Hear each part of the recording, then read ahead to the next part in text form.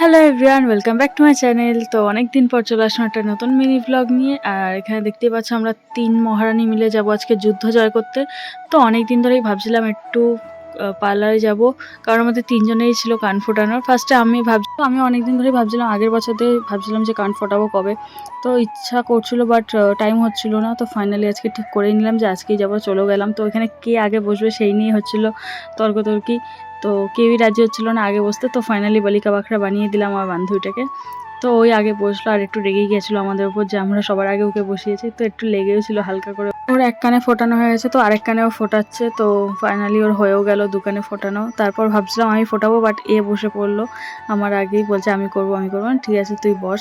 তারপর ফাইনালি ওরও হয়ে গেল। তো কেউই কোনো ব্যথা তো করছিল না, বলছিল ব্যথা করছে না, বাট আমি বসলাম আমার বহুত লেগেছিলো, খুবই ব্যথা করছিল। আমার কান পুরো লাল হয়ে গেছে, মনে হচ্ছে কান থেকে ধোঁয়া বেরিয়ে যাবে।